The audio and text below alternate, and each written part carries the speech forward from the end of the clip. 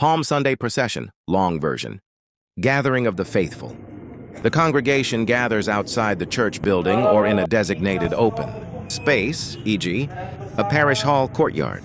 They come carrying palm branches, which symbolize the branches used to welcome Jesus into Jerusalem. Solemn entrance and greeting. The priest, sometimes accompanied by altar servers and other ministers, arrives at the gathering place. He greets the people, acknowledging the significance of Palm Sunday as the beginning of Holy Week, a time of reflection on Christ's passion, death, and resurrection.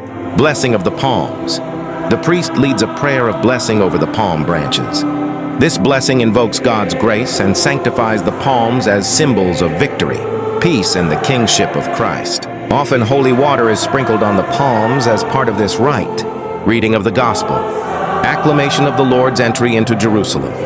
A passage from the Gospels, Matthew 21:1-11, Mark 11:1-10, Luke 19:28-40, or John 12:12-19, recounting Jesus' triumphant entry into Jerusalem on a donkey is proclaimed. This reading sets the tone for the procession and reminds the faithful of the historical event being commemorated, the procession into the church. Following the Gospel reading, the procession begins. The priest, ministers, and the entire congregation, carrying their blessed palm branches, process into the church. This procession is a symbolic reenactment of the crowd, welcoming Jesus into Jerusalem. Hymns and acclamations. During the procession, hymns and acclamations appropriate for Palm Sunday are sung.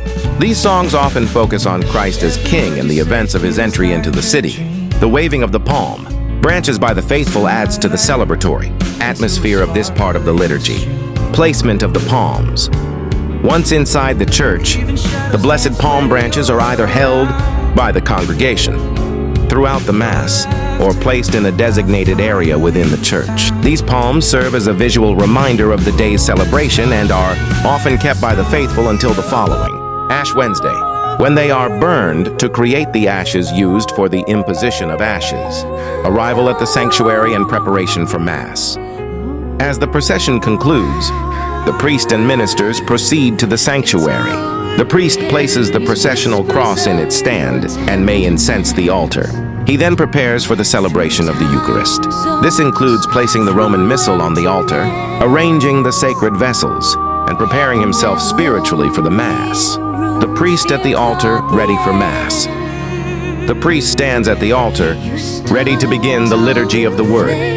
The atmosphere shifts from the joyful acclamation of Christ's entry to a more solemn reflection as the Mass progresses, leading into the reading of the Passion narrative later in the liturgy, which foreshadows the suffering and death of Jesus. Chaos within, oh fearless soul chasing dawn, you cross storms to plant your song.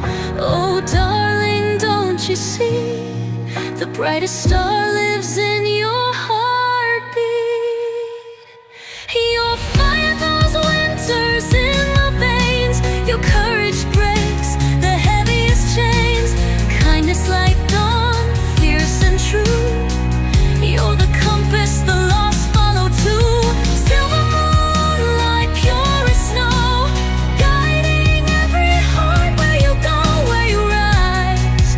The world turns its face, you're the sun wrapped in grace.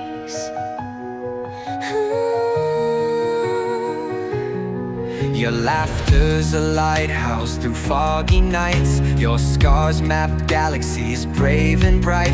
In a world half alive, half asleep, you're the anthem that makes mountains weep. They say love's a risk, a leap blindfold, but your name's the prayer, my chaos folded. Take my hand, let fears unravel. With you, every storm's just travel.